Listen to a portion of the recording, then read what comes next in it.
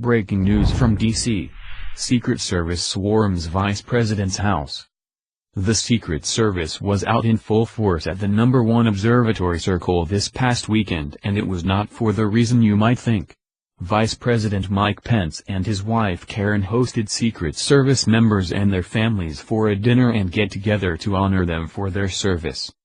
On Twitter he posted, "Honored to host the selfless and dedicated men and women of the Secret Service." One picture showed the vice president bending over with the son of one of his Secret Service officers and giving him a play car toy. The little boy was wearing a sweater and a bow tie. All the kids had the opportunity to see the numerous Christmas trees around the house as well as visit with the vice president and his wife. When speaking about the event, the vice president posted to Twitter that he and Karen enjoyed meeting their families and thanking them for their service. The pictures of the event show how beautifully decorated their residence was. Turns out that over 40 volunteers offered up their time to decorate the vice presidential residence for free. Their decorations included a bountiful door wreath and a large star hanging on the wall.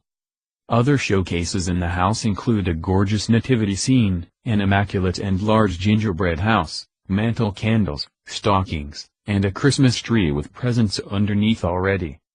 Shortly before the Secret Service event took place, the presidential and vice presidential Christmas cards were taken and sent out.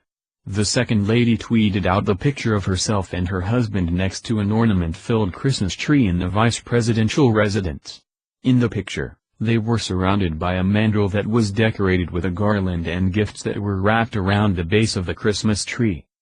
In the spirit of Christmas and the holidays, the Second Lady has not only hosted the Secret Service but done innumerable other projects to bring Christmas to others. The White House noted this in one of their press releases. As Christmas approaches, Second Lady Karen Pence visited with children receiving medical care to give them coloring books and crayons while also offering encouraging words to them and their families. First, Mrs. Pence visited patients, families, and staff members at MedStar Georgetown University Hospital in Washington, D.C. Upon arrival, she was greeted by Katie Wallace, the Child Life Coordinator, and Eileen Ferriel, Chief Nursing Officer. The staff led Mrs. Pence to the inpatient area where she met with young patients. The Second Lady spoke with the children and their families and gave them coloring books and crayons. Then, Mrs. Pence visited the pediatric outpatient hematology-oncology clinic. There, she visited the art therapy program that is provided by Tracy's Kids. She gave a child who was meeting with one of the art therapists a coloring book and crayons. She gave the art therapist a charm bracelet in appreciation for her work in art therapy. The children at MedStar Georgetown University Hospital provide so much inspiration and hope, said Mrs. Pence.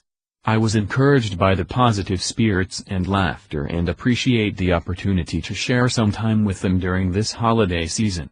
We're so pleased to have a visit from Mrs. Pence to help brighten the days of our sick children who unfortunately must be hospitalized so close to the holidays, said Eileen Ferriel, Chief Nursing Officer. We thank her for the smiles she spread here today at MedStar Georgetown. Mrs. Pence also visited children at the Ronald McDonald House Charities of Greater Washington, D.C. Upon arrival, the Second Lady was greeted by Julie Lowe, Director of Marketing and Community Engagement, and Austin Davis, Director of Operations. Then, Mrs. Pence met with children and their families and gave them coloring books and crayons. To date, the two Ronald McDonald Houses in Washington, D.C. and Fairfax, Virginia have served over 23 pediatric departments from 16 hospitals and doctors' offices, including children from neonatal ICU, cardiac ICU, pediatric transplant, and hematology and oncology.